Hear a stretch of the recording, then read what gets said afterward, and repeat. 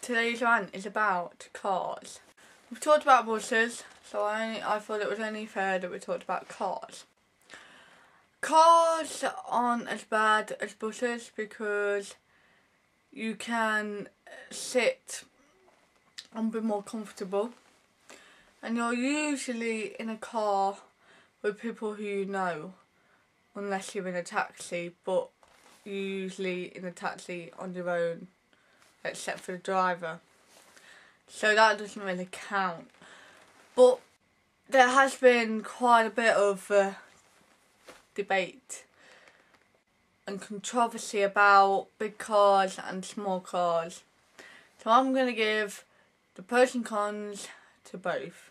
So first, we're going to start with the small cars. Pros for the small cars are, they are economical, so you've not got a risk of increasing your carbon footprint as much as you would with a big car.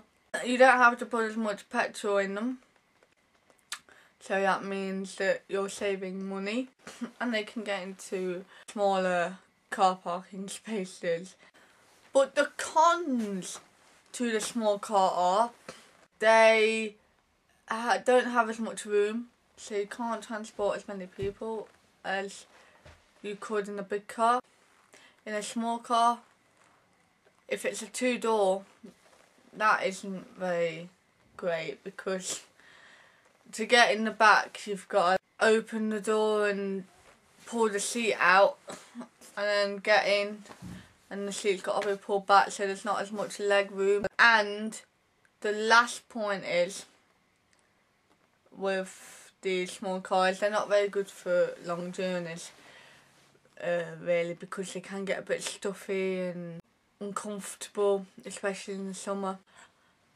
But now we'll move on to the big cars.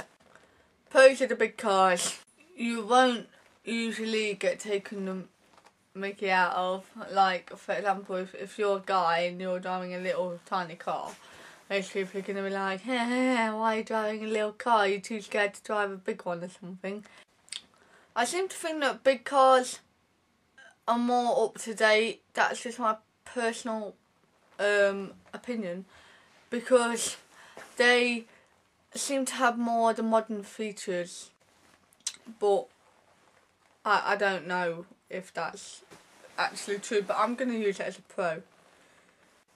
And the last pro that I'm going to use is, to me, the big cars look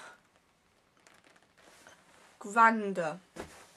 So you kind of, if you're in a big car, people kind of seem to respect you a bit more. I don't know why that is, probably because there's more posher big cars like the Jag and the Mercedes. And now we move on to the cons of a big car. And the cons to a big car are, it needs looking after a lot more than a small car. It costs you more money in petrol, and they aren't economically friendly, or not as economically friendly. But that seems to be improving, because a lot of cars now seem to be getting economically friendly, no matter whether they're small or big. I'm not going to give my opinion on what kind of car I would like, on what kind of car I think is best, you know, the small or the big. I'm going to leave that down to you YouTubers. Please leave your comments below telling me whether you prefer a small car to the big car. And I hope you're all okay, and I'll see you all tomorrow.